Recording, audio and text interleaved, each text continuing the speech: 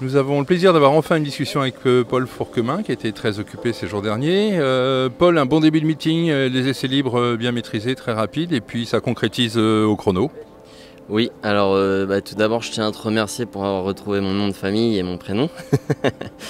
Un bon début de meeting, des essais libres parfaits. Après les chronos c'est une étape difficile, ça s'est plutôt bien déroulé. Donc jusqu'ici tout allait bien et une première manche par contre un peu compliquée avec un petit fait de course qui fait que je termine 29e. Bon, donc hier c'était pas le moment de discuter de tout ça. Maintenant aujourd'hui ça va un peu mieux, le soleil est revenu. Non, il a toujours été là jusqu'à maintenant, même si ça risque de pas durer.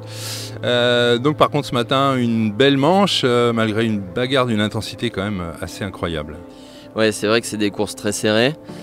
Du début à la fin et c'est vrai qu'à chaque virage c'est très intense, donc je suis plutôt satisfait de la deuxième place parce que je pense qu'on peut finir deuxième comme 10e et non, c'était une belle course. Donc il reste encore une manche cet après-midi pour essayer de garder ou d'améliorer la position d'ailleurs par rapport à hier, il faut remonter. Ouais, c'est ça, alors je pars 4e dans chaque manche. Tout est possible parce que ça se double vraiment dès le départ. Là, tout à l'heure, je suis ressorti premier, donc il y a vraiment beaucoup de possibilités. En effet, faut assurer surtout et pas marquer beaucoup de points. Et puis demain, on aura le droit à 2 pré-finales, enfin une chacun quand même, faut pas abuser, mais enfin ce qui donne encore la possibilité de remonter si besoin pour la finale. C'est ça, ouais. Donc il y a besoin de remonter en effet. Et on va essayer de faire ça comme il faut. Je pense que la performance est toujours là, donc ouais, faire une belle pré-finale demain et partir en finale pas trop loin, c'est l'objectif. On annonce un temps pluvieux pour demain, ça te pose un problème? Non, pas spécialement, je suis normand, j'habite actuellement au Luxembourg, donc franchement, la pluie ça va. J'ai l'habitude et non, ça se passe plutôt bien même. Lucas Joly sous le soleil de Sarno, un bon début de meeting avec des belles performances. Vous avez beaucoup travaillé sur le châssis et ça s'est mis en route à un certain moment apparemment. Ça s'est mis en route au parfait moment, c'est mis en route pour les chronos. Il y a eu le bon tour, il y a eu la bonne aspi et le temps était... J'étais assez surpris en voyant la position. Ouais. Et puis ça s'est confirmé en première manche tout de même? Oui aussi, en première manche c'est très bien passé. Comme je le disais précédemment, on a la chance d'être assez fort dans les premiers tours.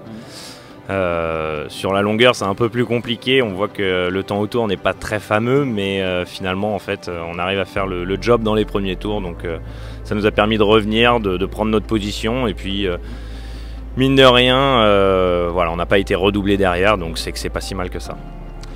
Vous avez un équipier redoutable, enfin pour les autres, j'espère pas pour vous, Nicolas Picot qui roule avec vous en DD2. Est-ce que vous arrivez à collaborer un petit peu pour la mise au point du matériel? Oui, on a travaillé ensemble. Personnellement, je pense être transparent vis-à-vis de lui. On se dit tout, donc il n'y a pas de sujet là-dessus. On a partagé les acquis plusieurs fois pour voir où est-ce qu'il en manquait. Typiquement, en début de meeting, j'avais vraiment un gros défaut dans la ligne droite où je prenais 5 km/h par rapport à Nico et en comparant les acquis, etc., en jouant un petit peu sur la carburation, on a réussi à compenser et c'était vraiment beaucoup mieux. Un bel exemple de bonne entente sous le Team France, ça fait plaisir. Tant mieux, pourvu que ça dure. Pourvu que ça dure. L'annonce de la pluie demain, ça change quelque chose? Ça vous perturbe un peu ou... Non, pas du tout. Initialement, quand on a vu les résultats qu'on était capable de faire aux essais, c'est-à-dire assez loin, on priait pour la pluie. Donc qu'il pleuve, qu'il vente ou qu'il neige, il faudra qu'on soit devant et qu'on soit au point. Bon, un bon moral en DD2, ça fait plaisir, superbe. Il y a un très bon moral avec ce soleil, il y a tout pour profiter. Maintenant faut rester calme, de toute façon moi personnellement c'est jamais fini, mais le week-end est déjà réussi, je suis hyper content d'avoir pu me battre aux avant-postes et voilà, comme tu l'as dit, pourvu que ça dure.